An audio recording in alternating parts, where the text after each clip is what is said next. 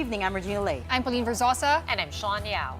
The big stories tonight. The palace says the first family is open to a lifestyle check, particularly House Majority Leader Sandro Marcos, who was tagged in an investigative report by PCIJ and called the new pork barrel king. And Senate President Tito Sotto called on those complaining about Senator Bato de la Rosa's absence to go ahead and file an ethics complaint. And the Hong Kong government and Department of Migrant Workers announced financial aid for the OFWs affected by the city's worst fire in over 6 decades. Nabasa na po ng Pangulo ang nabanggit na report ng PCIJ. I cannot speak on behalf of Congressman Sandro Marcos. Sabi naman po niya, kung ano man po ang issue sa kanya, siya mismo ang pupunta sa ICI para maimbestigan po siya. Well, there you have it. The palace remains unfazed by a PCIJ report that called House Majority Leader Sandro Marcos, along with former Speaker Martin Romualdez, the new pork barrel kings. The PCIJ reported that from 2023 to 2025, Congressman Sandro Marcos received the highest amount of allocable funds for his district in Ilocos Norte. In addition, Malacanang has appealed to the Senate to ensure the timely passage of the 2026 national budget. Maricel Halili with the report. A lifestyle check for House Majority Leader Sandro Marcos. For Malacanang, it's not something to worry about. It's even welcome. At least that's according to Palace Press Officer Claire Castro, who said President Bongbong Marcos himself had read a report from the Philippine Center for Investigative Journalism, which showed his son got the most amount of allocable funds from 2023 to 2025. PCIJ had referred to these allocables as the modern pork barrel. But while she couldn't speak for House Majority Leader Sandro, Castro highlighted how he had submitted himself to the Independent Commission for Infrastructure willingly. Siya po ang nagboluntaryo. Kung ano man po ang issue sa kanya, siya mismo ang pupunta sa ICI para maimbestigan po siya. Bigyan lamang po siya ng date para po magkaroon ng tamang schedule. But here's one thing Castro wanted prompt action on. The report by the Commission on Audit stating there's still over 14 million pesos in uncollected foreign travel expenses by the Office of the President as of December 2024. Apparently, the OP has been covering other agencies' foreign trips. Today, Castro clarified that more than half of that amount have already been collected. Collection letters were already issued in April and May 2025. Of the said amount, 7,887,555.64 or 55% were already collected to date. The OP consistently monitors the outstanding bills through monthly aging report and sending of collection demand letters. The palace also appealed to Senate to hasten the passage of the 2026 national budget. This is in response to Senate Finance Committee Chair Sherwin Gatchalian saying that with all the things they needed to study, next year's budget might not be in time. Dapat bilisan na pag-aaral.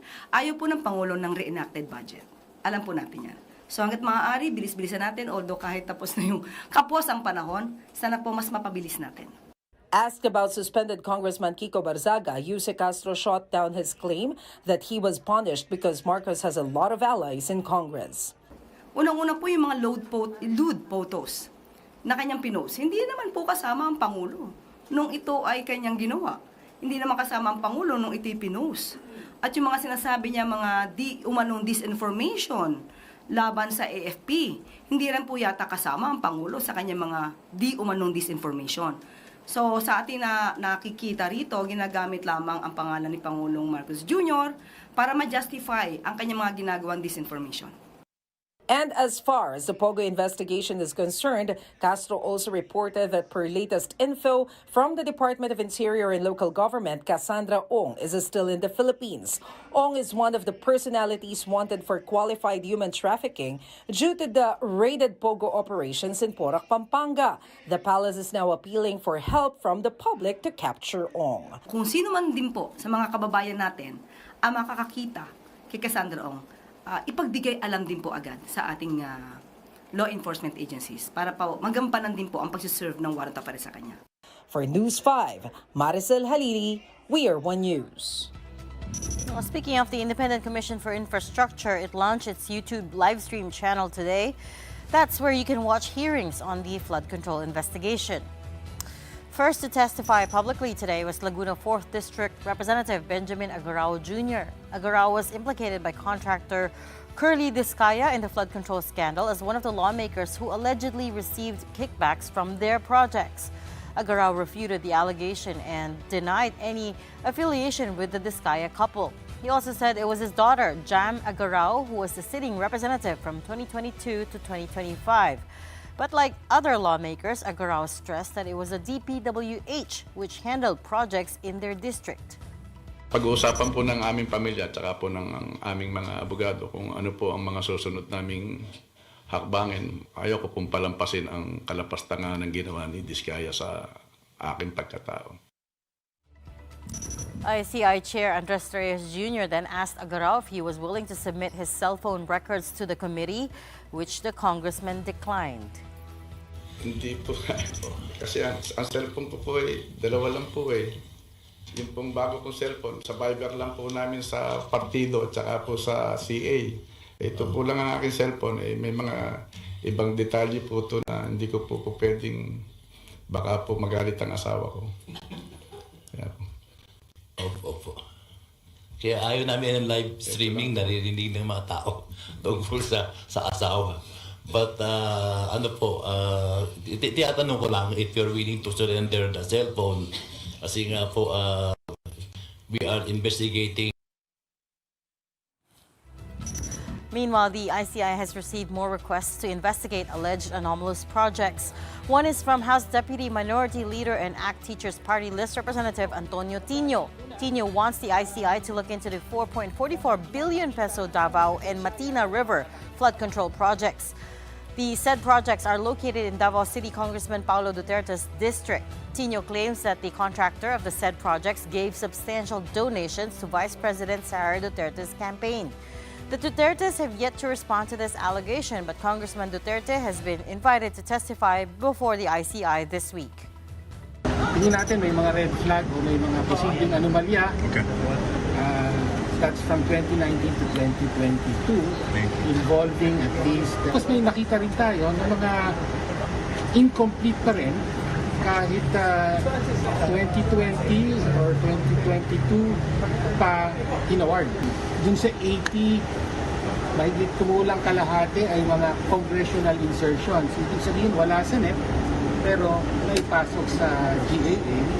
So, kailangan kasama sa investigasyon yung role ng kongresista sa distrito yun.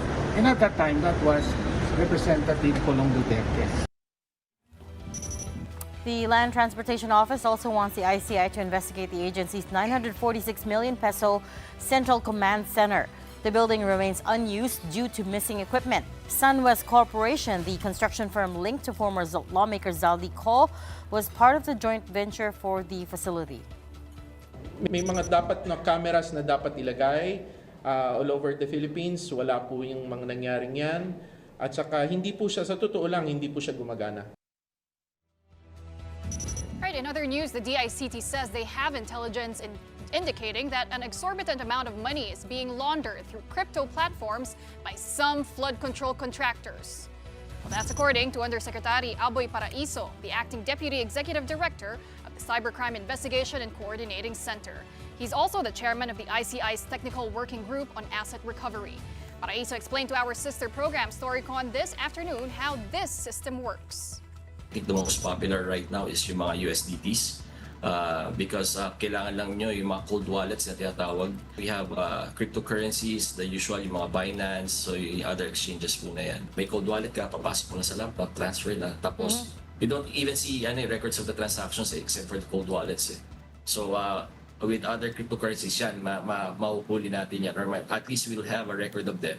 Because may mga systems tayo, may mga technology tayo that can track down yung mga cryptocurrency exchanges. Paraiso says the Anti-Money Laundering Council, or AMLAC, discovered that one of the contractors converted about 15 million pesos into USDT, which is a stable coin, after the exchange decided to notify AMLAC out of goodwill. The suspicious transaction led the agency to freeze the account. The UN Office on Drugs and Crime reported in 2024 that crypto money launderers in East and Southeast Asia prefer USDT due to its stability, ease, anonymity, and low transaction fees. USDTs also hold value like a dollar, and launderers may move them anonymously. Paraiso does not want to identify who exactly made the crypto transaction and how much money was involved and what exchange was used. But he says authorities are working with other countries to trace suspicious crypto transactions. Meanwhile, NBI operatives swooped in on condominium units owned by former Ako Bicol Party List Representative Zaldico in BGC Taguig today. The NBI sought to recover documentary evidence of bid rigging in connection to the anomalous flood control projects. Ko, who is still at large, is facing corruption and malversation of public funds charges before the Sandigan Bayan. Yesterday, the Department of Interior and local government said that Ko is believed to be in Portugal.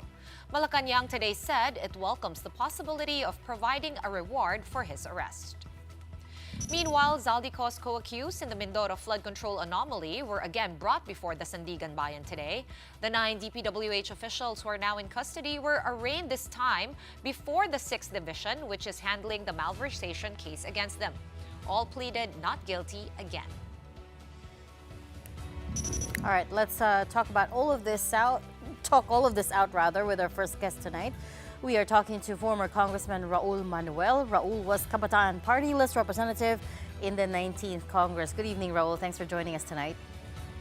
Hello, good evening po mga ma'am, sa lahat din ng mga viewers natin. Grabe naman mga ma'am.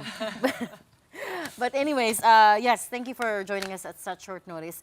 We're talking about insertions, budget insertions, kasi nga, I don't know if you heard our top story tonight, the PCIJ reporting that there exists the new pork barrels scheme still in the budget going by the name of allocable funds, and it named majority leader Sandro Marcos and former Speaker Martin Romualdez and called them the new pork barrel kings. Now we saw your post alleging that there are insertions in Sandro Marcos's district in the 2024 budget. Talk us through that. Yes, regarding that, I made my own research on the 2024 budget. I compared the National Expenditure Program, which is the draft from Malacanang, and the final General Appropriations Act for the 2024 budget, which was deliberated when I was still in the House of Representatives. The files are publicly available in the website of the Department of Budget and Management. So when I had extra time, I checked and I confirmed na meron ngang mga insertions dun sa district ng ating presidential son, si Sandro Marcos. And hindi ko lang pa natapos kasi sobrang dami talaga eh. It would really take time, pero it confirms na nangyayari nga yung pag-insert ng mga projects na mismo yung mga kongresista yung nagpo-propose. And given that right now ang term na ginagamit na ng legislators ay allocables, we really fear that for the 2026 budget, nandyan pa rin yung system, inibala yung pagtawag. Raul, I wonder, did you come up, I was going through the pages that you posted, did you come up with a final figure as far as 2024 is concerned in terms of the budget insertions that you're seeing Sandro Marcos got? Kasi yung tally ng PCIJ was 15.8 billion, but that's over the past 3 years. Did you come up with any figures? So far, hindi pa po natin siya natatapos since after I finish with the 2024 budget, gusto po ning tingnan pati yung 2023 tsaka yung 2025 kasi yun yung tatlong budget na dumaan sa amin noong 19th Congress. Pero while pending pa rin yan, what we have seen is that it is really possible for members of the House, especially those who are close to the President, to nominate their favored projects para sa mga distrito nila. And this pits the people against each other kasi marami din namang nangangailangan. Pero for example, why can't a hospital or a school in some other district get enough funding while some other districts get much more bloated funding? Okay, but Raul, no, we've heard time and again that insertions are actually not illegal per se. Trabaho ito ng mga legislators who hold the power of the purse. From what you've seen so far, kahit di mo pa natatapos, tell us what is striking to you and what feels off from what you've seen. Yes, thank you for that question since we also want the people to understand ano ba talaga yung insertions kasi in the legislative process, it is possible for us to amend the laws or even budget appropriations and include new items na wala dun sa original, lalo kung kailangan siya. The problem with the common notion of insertions ngayon na ito yung mas nakikita ng mga kababayan natin, which is very corruption prone, is that a certain project can be absent in the national expenditure program.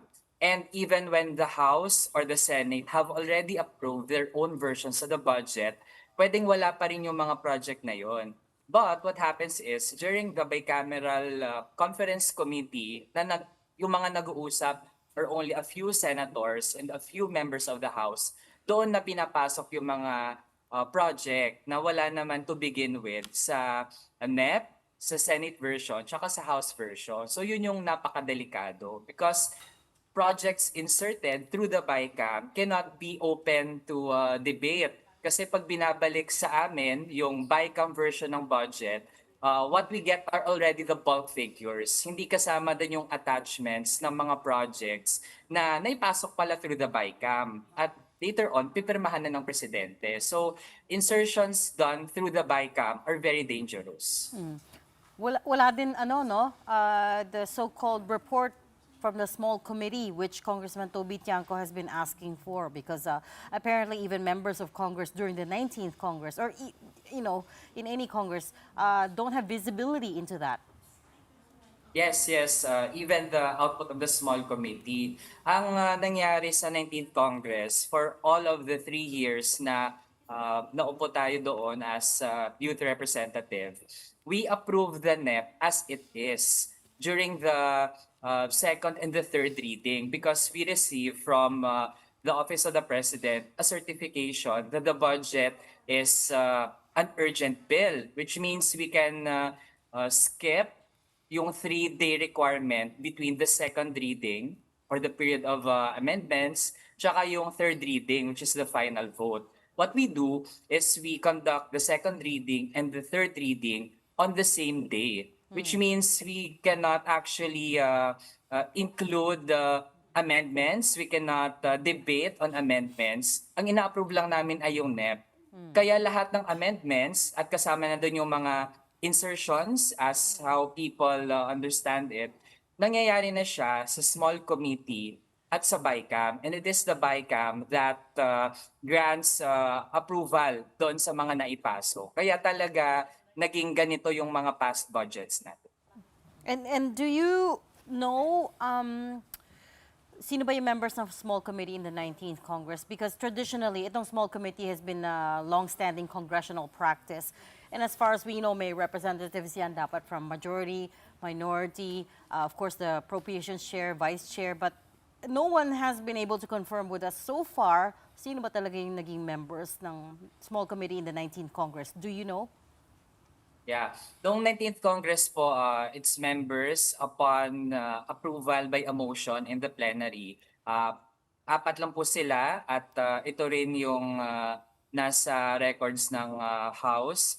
It would be the appropriations chair, the vice chair, the majority leader, and the minority leader. Kaya ang nangyari is that amendments would have to be submitted to them, and it is up to this small group to discuss which amendments can proceed and which amendments will be rejected. So it is the practice that we have done in the 19th Congress. Yes. So APRO chair at that time was Zaldico, vice APRO was Stella Kimbo, majority leader was Don Gonzalez. Sorry. Nonoy Libanen? No. Minority leaders Nonoy Libanen, majority was it Don Gonzalez? Delipe? Manix Delipe, sorry, Manix Delipe. But I wanted to confirm lang with you because we heard from other people that there may have been other people who sat in on the small committee that were technically not part of it. But I just wanted to confirm that. Thank you. Raul, speaking of insertions, I understand there are two types, right? Merong individual insertions and institutional insertions or amendments. Between the two, meron bang mas prone to corruption? Should we do away with individual insertions and keep institutional ones? Or there's still an opportunity for corruption there? It would depend on how the amendments were crafted, whether institutional siya or individual. Because for example, in the case of the youth or Kabataan Party List, when we introduce amendments to, for example, restore the budget for special education, then kung galing na siya sa isa, then that can be considered as an individual amendment. Kaya ang nagiging problema lang talaga is if hindi transparent, paano nag-come up dun sa amendment. In our case, when we propose amendments, pinapublish din namin siya sa page namin for us to be accountable to our constituents na ito yung pinopropose namin, ito yung nakita naming mga kulang pa in the National Expenditure Program, hoping that our amendments will be carried up to the GAA. The problem is, for some members of the House, with due respect to them, yung individual amendments nila ay dinedirekta lang nila sa kung sino yung may mataas na posisyon sa House. Then they rely on that connection, or if we can call it patronage, they rely on that to get their amendments approved. And that's why I can say individual amendments can be more prone to corruption than institutional amendments. That goes to say, posible pa rin na sa institutional amendments, may makalusot dyan na problematic like increases to agencies that don't deserve more increases. So yeah, that's how so far I appreciate itong mga nangyari. Raul, going back to that small committee, we've heard repeatedly Congressman Toby Tiangco asking for the small committee report. Would you know kung talaga bang, do you agree with him na mukhang walang small committee report? So these were all done and they were not tracked, recorded in a formal way? Tingin ko po ay napakahirap nga ma-verify. Example lang, kung meron ngang ilalabas na yun daw yung records ng small committee, it's also difficult to really say na yun yung final output ng small committee. Kasi dahil nga iilan lang sila, tapos yung output din nila ay papasa din nila sa BICAM, which is another not so transparent body. Kaya it was just right for Rep. Yang to demand yung copy ng output ng small committee. But then again, kung ano man yung nilabas, it would also have to be probed further given the very untransparent nature of that group. When you were in Congress, what did you hear about the so-called contractors? Because ngayon lang din lumalabas that allegedly a lot of House members have their own, are themselves contractors. Is that something that was an open secret maybe in Congress? What did you hear about it? Yeah, it's an open secret. Unfortunately, our electoral system has been rigged to a point that those who are not genuine representatives of the people, whether district representative man or kahit sa party list, nakakapasok talaga. Yung meron naman ng malaking mga interests, no, whether sa kanilang already existing corporations or yung mga connections na meron sila.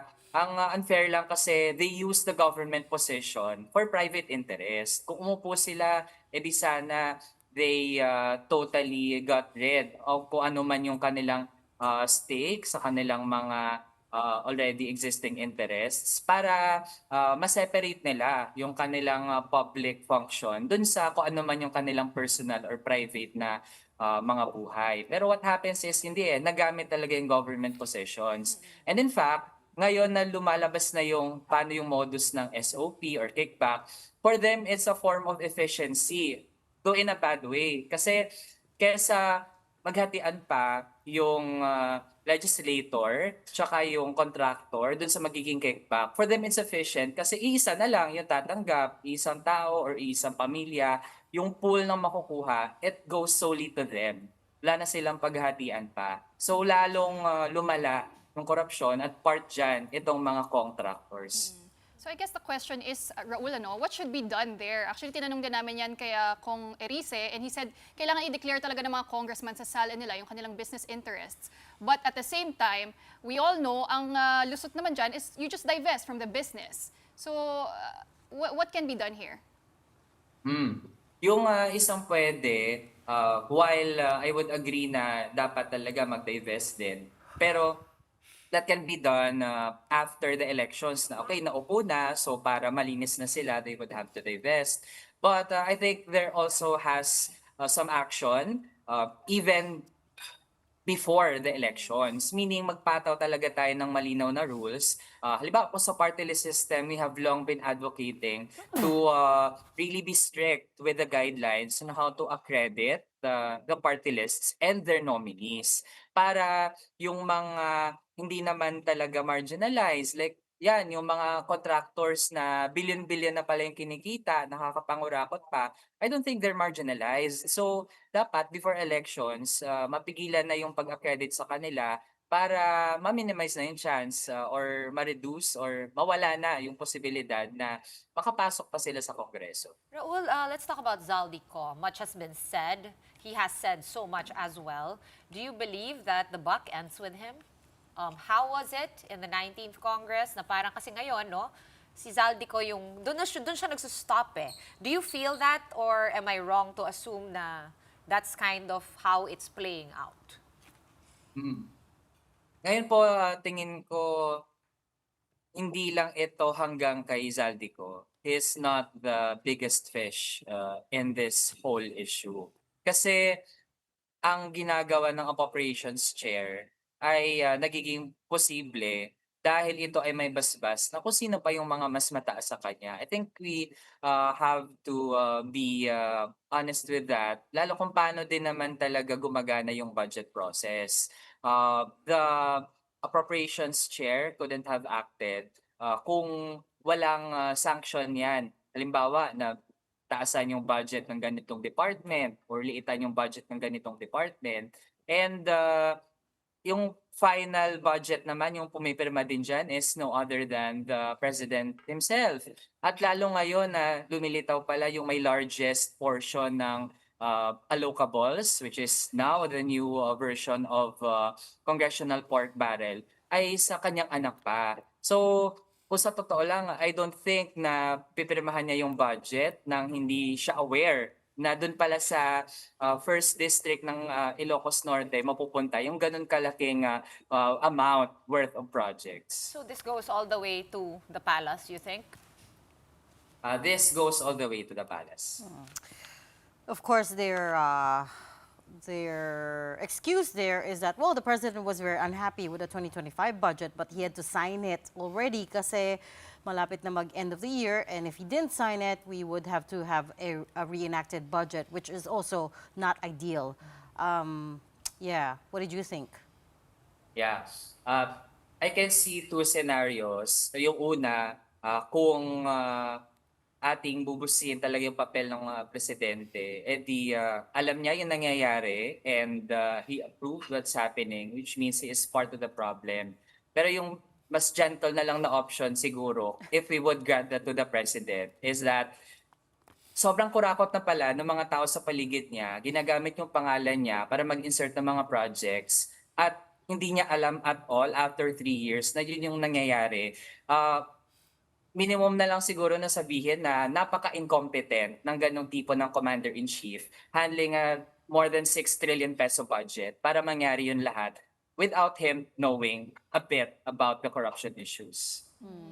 Well, lack of oversight is one thing, but there's also an allegation na baka complicit daw si President Bongbong Marcos dito. There's that allegation by Congressman Zaldico that he has 100 billion pesos in insertions. Posible ba talaga yun, Raul? You have the executive inserting 100 billion sa BICAM, sa Congress level? So far yung isa po nating nakita, kasi at first meron ding mga pagdududa kung logical ba in the first place na gagawin ng presidente to insert projects sa BICAM level na. Pero nung chinek nga natin, meron ngang insertions for the office of the president through the BICAM. Ang bulk amount lang nun ay dun pa sa mga projects mga activities related to the Philippines hosting the ASEAN. Pero the bottom line is, ibig sabihin pala, pwede at nagawa siya ng presidente. So if the president can do that for his office, what would stop him from including or inserting yung mga projects para din sa iba pang mga ahensya as long as may basbas niya, given how powerful the president is, na basta okay lang sa kanya ay pwedeng lumusot. So, meaning, again, posible at nagawa siya.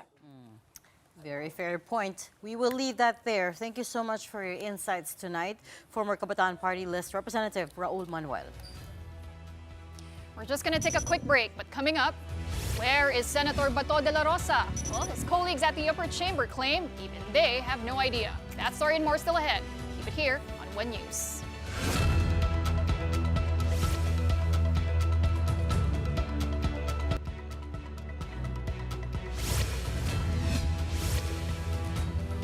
Welcome back. You're still watching The Big Story here on One News. Anyone who's bothered by Senator Bato de la Rosa's continued absence in Senate is welcome to file an ethics complaint, says Senate President Tito Soto. Walang ganung rule sa mga legislators eh. Opo. In any of our rules or even in the Constitution. Siguro kung mayroong mga kababayan tayo na gustong tanungin itong ganyan, at saka let's say gustong panagutin ng isang legislator, mag-file sila ng ethics complaint. Yung pinakamagandang remedyo. Does that para matalakay na. I doubt if we can pass a rule like that even in the House sa atin sa amin. Kasi it's never been that way. Even in the under Congresses, ganun talaga eh. Recall that De La Rosa has been missing from the upper chamber for nearly 3 weeks now, ever since Ombudsman Boying Remulla said the International Criminal Court already has an arrest warrant out for him. Neither the DFA nor the Philippine Center for Transnational Crime has an official copy at this point, and only Remulla has seen the warrant. Senator Ping Lacson told reporters today that he messaged De La Rosa a couple of weeks ago to check in. Chat group namin, meron kami lahat ng all senators. So, I found time na kumustahin lang siya. Sabi ko, kumusta ka na? Mag-ingat ka lang, gano'n. Ang biro niya na sa akin, sir, i-break ko yung record mo sa pagtatago. Tapos may haha. Ang advice ko sa kanya, kung wala siyang intention na mag-surrender, magtago siya mabuti. Ang advice ko sa law enforcement, hanapin niyo siya mabuti. Trabaho nila yan maghanap The context of that is that Lacson also went in hiding more than a dozen years ago when he was implicated in the Deser Corbito double murder case. De La Rosa's lawyer, attorney Israelito Torreon, has already told us that the senator plans to quote-unquote make himself unavailable until such time that the government makes clear which modality they will use to legally implement the potential ICC arrest warrant. Because he has been missing, his colleagues have had to pick up the slack. Senator Win Gatchalian, for instance, had to defend the Department of Defense's budget, which was supposed to be De La Rosa's job. Still, Soto confirmed that De La Rosa continues to receive his salary and that his office continues to function. SP, does that mean kahit 2 to 3 weeks ng absence si Sen Bato, sumisweldo po siya?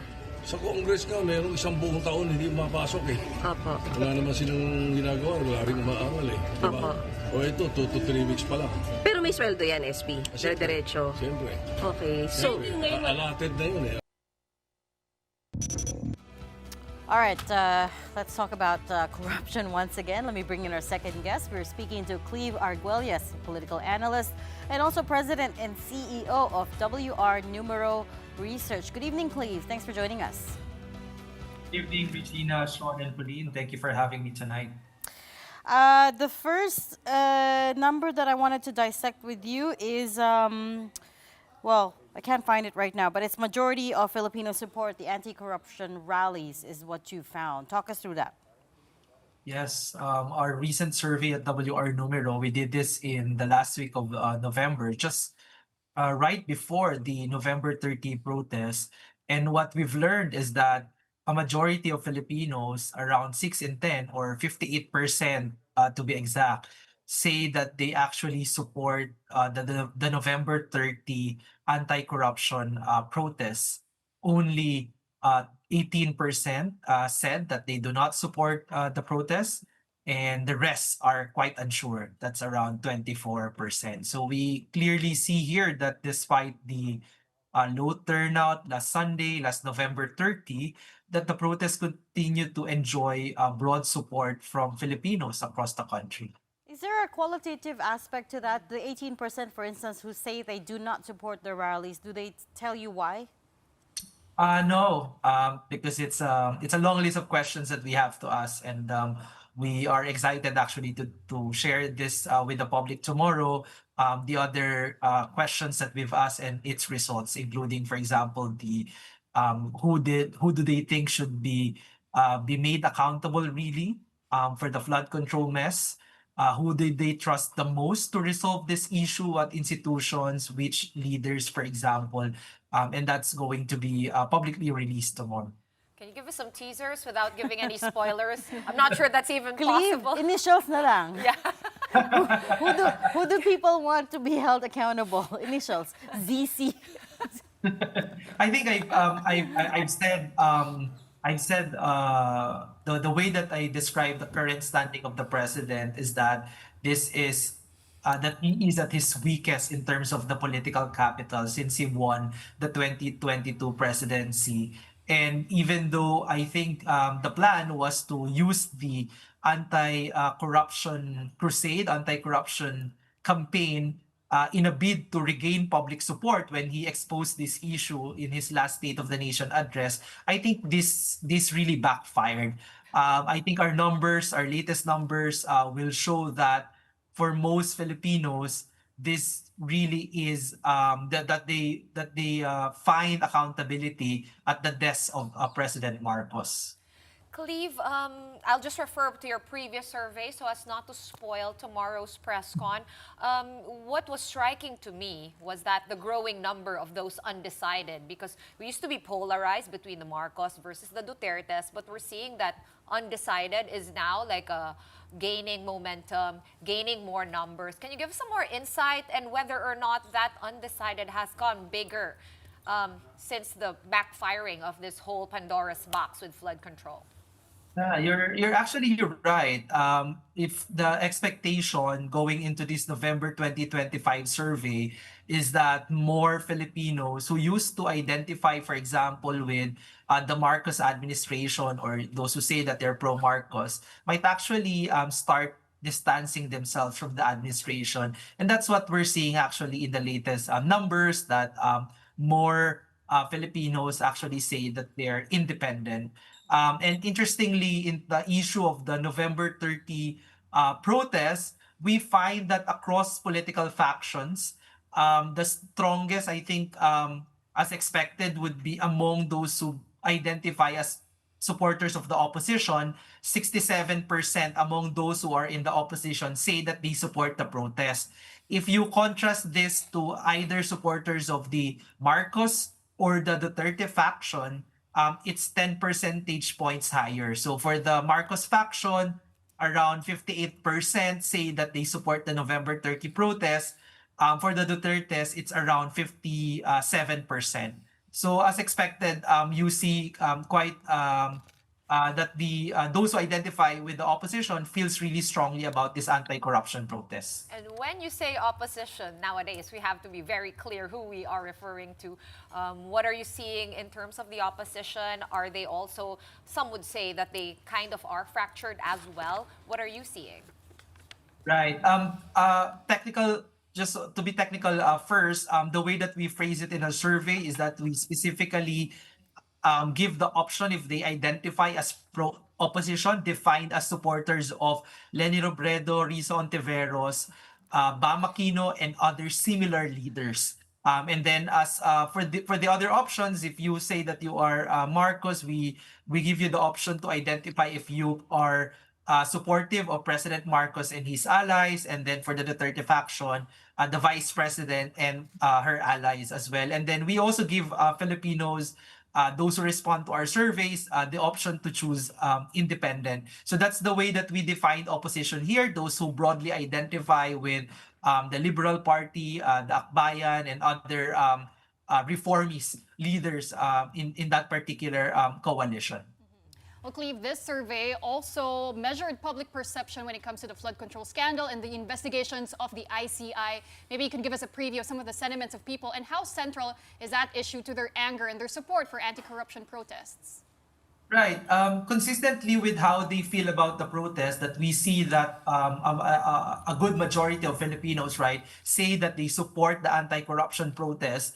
That also translates to what they're feeling about the flood control issue in the first place, that most Filipinos still feel that this is a very worrying development in Philippine politics, and that they find it personally troubling, this particular issue. So I think this is really taking up a lot of mental space for most Filipinos, especially as we see more evidence, as more information are disclosed in the investigations.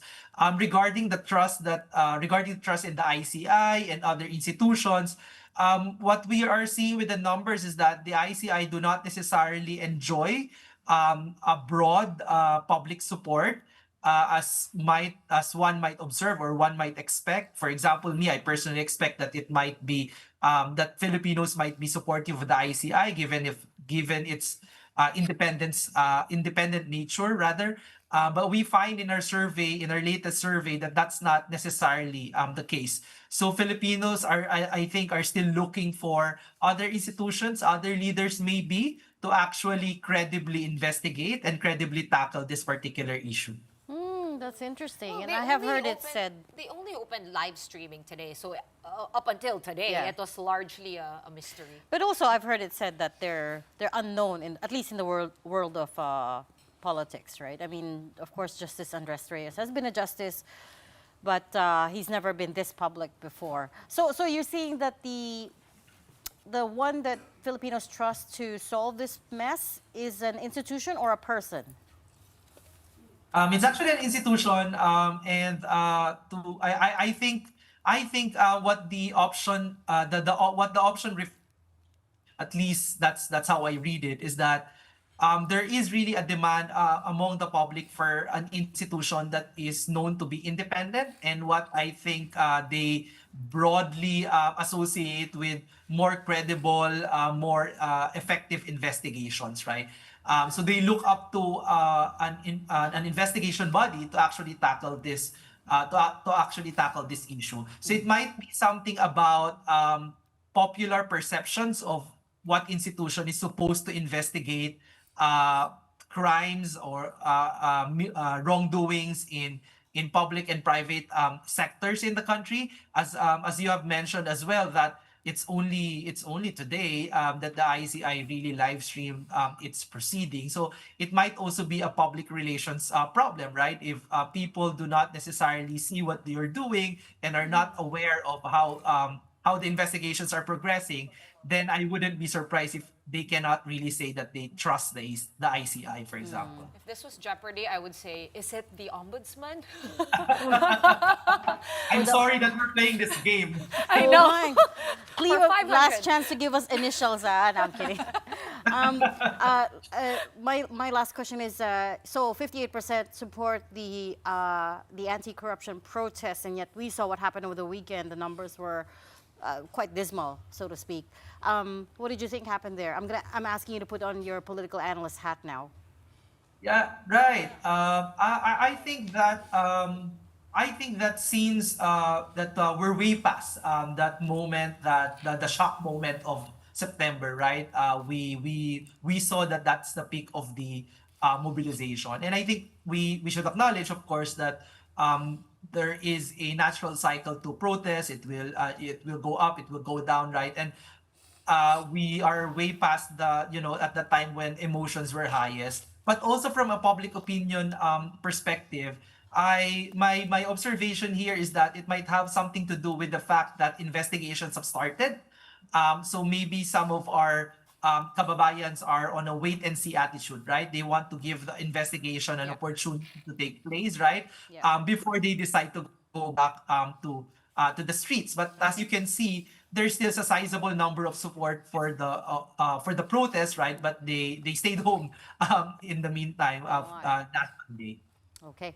We'll leave that there. Thank you so much for talking to us, and we'll, of course, cover your exciting press conference tomorrow. Cleve Arguelles, political analyst and president and CEO of WR Numero Research. Thanks for your time. And we're pausing for another quick breather, but after that, the DTI, amid backlash from the 500 peso Noche Buena controversy, has opened the National Exporters Week, showcasing the best of Filipino products. We'll have the details when we return. Keep it here.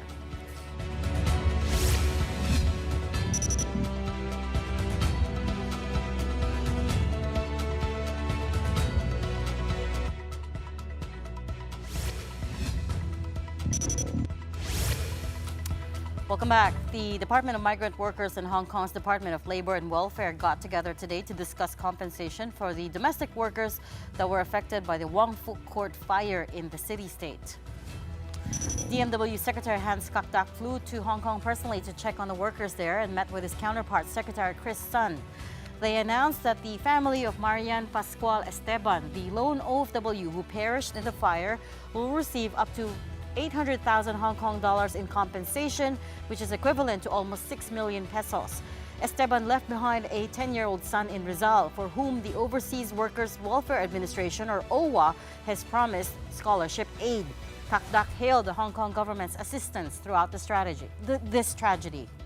Definitely, the Hong Kong Labor Department helped us with, in terms of reaching out to the foreign employment agencies, the Hong Kong employment agencies, in terms of accounting for, at the time, a few days ago,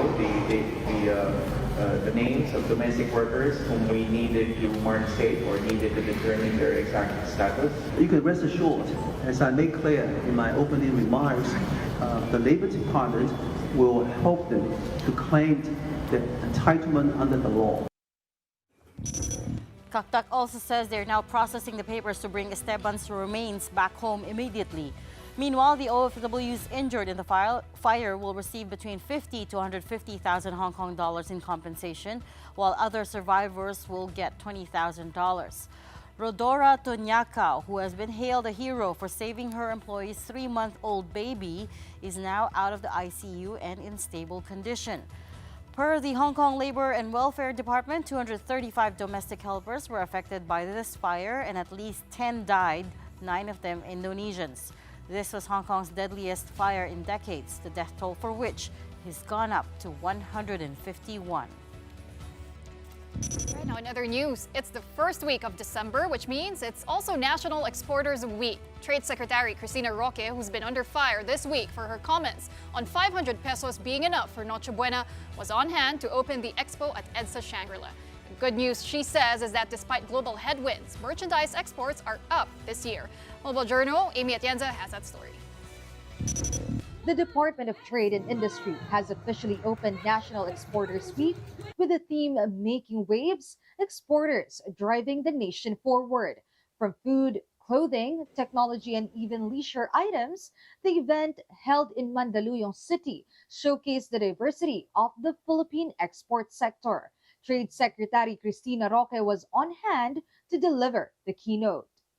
Under the leadership of President Ferdinand R. Marcos Jr., our numbers reflect this trend. From January to October 2025, our merchandise export has reached 70.43 billion, which is a 13.80% increase from last year despite the global challenges. So maganda po ang ating oportunidad, and our president is really pro-export. He keeps on reminding us that kailangan nyo i-push yung mga industries ng Pilipinas. Indeed, hopes were high exports could get a boost from the recently announced U.S. tariff exemptions. This comes after President Donald Trump issued an EO exempting products that cannot be produced in large quantities stateside. For the Philippines, this will include coconut and all cocoa products, fruits like mangoes and pineapples, and even frozen tuna fillets. Secretary Roque says they're still negotiating that more products be exempted. So this is a win for the agricultural industry and for our farmers in the Philippines. But for those that are in the other industries, rest assured, we are still negotiating and we are still fighting for the different industries of the Philippines. But Roque acknowledges that the country also needs to find more trade partners. We need to export to the world. Huwag natin i-limit yung export natin sa isang bansa lang para just in case may mangyari or may aberya, we still have many other countries that we can rely on. Most agro-exporters I spoke to were happy about getting a tariff exemption from the U.S. But on the ground, they say bureaucracy and red tape remain bigger challenges. Many struggle to comply with permitting rules and regulations that are burdensome and constantly changing. Actually, right now, what is the problem we have is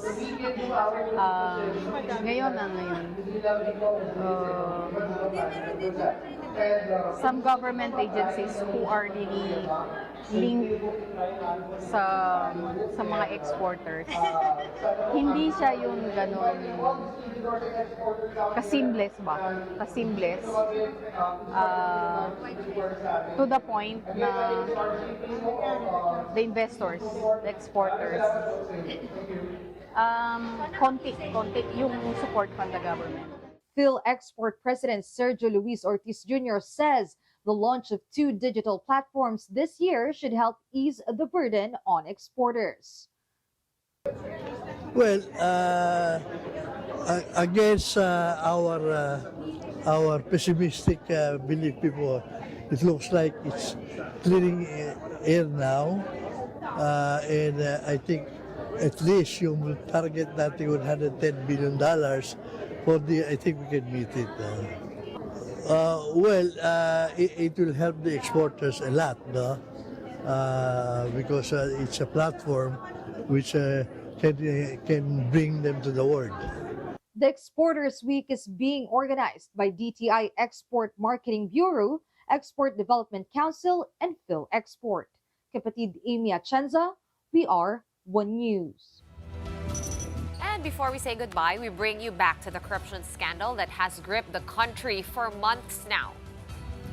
For our big picture tonight, we have these cute pet dogs that took part in the 2nd trillion peso march on November 30. They came with tiny but mighty placards, one proudly declaring K9 kontra korap, and another wearing or warning, nangangagat ng mga korap. A little humor amid heavy headlines and proof that even man's best friend has had enough. That's very funny. It is, but K9 it's true. kontra So many korap. dogs nangangagat ng korap. Ang Ang witty talaga ng Pinoys, no? I saw a t-shirt that said, you know K-pop Demon Hunters, right? Yes, it yes. said, Korap Demon Hunters. Did they come in costume? No, it was just a t-shirt. Yeah. Very, very witty. That's, I guess that's what's true, going to see us animals- through this scandal, you know? And animals also really are affected by floods. In fact, they're Oh, yes, first that's to go. true. Oo nga. Oo nga. That's a very good point. All right, and that's it for the big story this Tuesday. Thank you so much for watching. We are back tomorrow at 7:30 p.m. See you then. Kapatid, we are One News, all sides, all the time. Have a good night.